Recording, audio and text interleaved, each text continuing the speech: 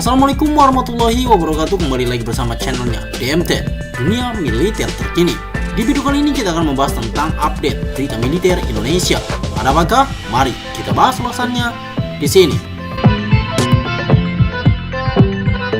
Ternyata Korea Selatan sudah buat pertimbangan matang mau terima usulan pengurangan biaya iuran KF21 Boromai oleh Indonesia. Penyelesaian masalah kurangnya iuran yang dilakukan oleh Indonesia terhadap proyek KF21 Boromai akhirnya menemui titik terang. Dalam laporan yang diungkapkan oleh spnews.co.kr pada 8 Agustus 2024 menyatakan bahwa Komite Pertahanan Nasional Majelis Nasional Administrasi Program Akuisisi Pertahanan DAPA melaporkan bahwa kontribusi Indonesia untuk memperkenalkan KF21 adalah 600 miliar won telah disetujui. Jumlah ini setara dengan 38% dari 1,6 triliun won yang diputuskan Indonesia. Menurut DAPA, Indonesia sejauh ini telah membayar kontribusi sebesar 384,4 miliar won. Indonesia diusulkan untuk membayar jumlah sisanya pada tahun 2026.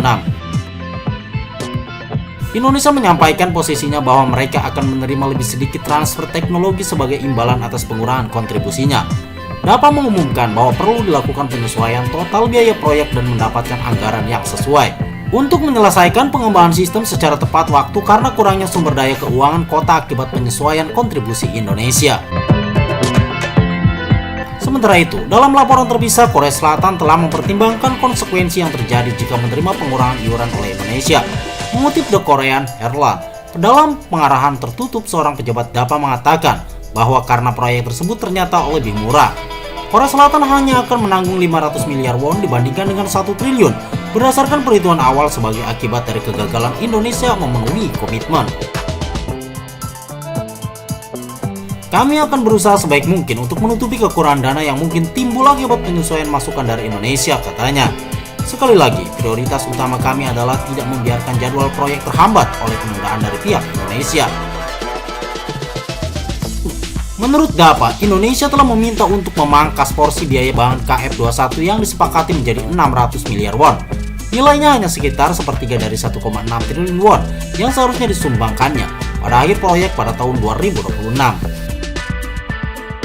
Berdasarkan komitmen awal, Indonesia akan membayar 20% dari proyek bersama sebagai imbalan atas transfer teknologi dari Korea Selatan. Kami terbuka untuk mengakomodasikan saran Indonesia dan menyesuaikan porsinya dengan jumlah yang mampu dibayarkan, kata pejabat DAPA. Ia menambahkan bahwa transfer teknologi Korea Selatan dapat disesuaikan dengan cara yang sesuai dengan berkurangnya masukan dari Indonesia. Transfer teknologi yang bermakna akan terjadi setelah tahun 2026, katanya.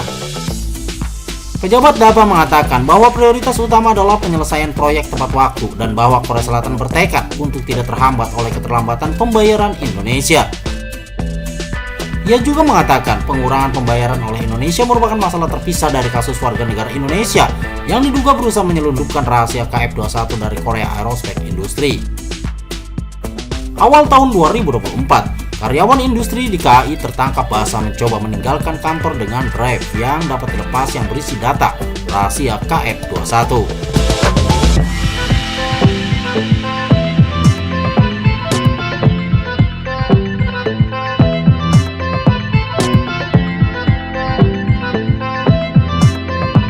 Kita beralih ke berita lainnya. Permintaan Indonesia atas pengurangan iuran KF21 Boromai akhirnya disetujui karena Seoul takut terkena imbas ini jika depak Indonesia.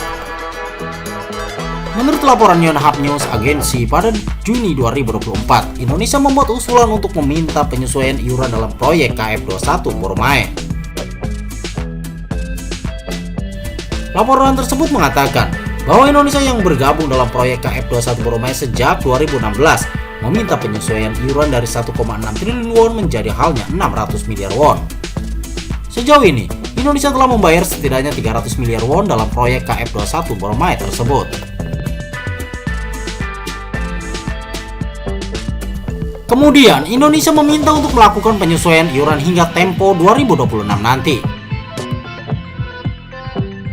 Menurut keterangan spnews.co.kr pada 8 Agustus 2028, dalam laporan kepada Komite Pertahanan Nasional Majelis Nasional, Administrasi Program Akuisisi Pertahanan DAPA melaporkan bahwa kontribusi Indonesia untuk memperkenalkan KF-21 adalah 600 miliar won. Jumlah ini setara dengan 38% dari 1,6 triliun won yang diputuskan Indonesia. Menurut DAPA, Indonesia sejauh ini telah membayar kontribusi sebesar 384,4 miliar won. Jumlah sisanya diusulkan untuk dibayar pada tahun 2026. Indonesia menyampaikan kepada kami posisinya bahwa mereka akan menerima lebih sedikit transfer teknologi sebagai imbalan atas pengurangan kontribusinya. DAPA mengumumkan bahwa perlu dilakukan penyesuaian total biaya proyek dan mendapatkan anggaran yang sesuai untuk menyelesaikan pengembangan sistem secara tepat. Untuk menyelesaikan pengembangan sistem secara tepat waktu karena kurangnya sumber daya keuangan kota akibat penyesuaian kontribusi Indonesia.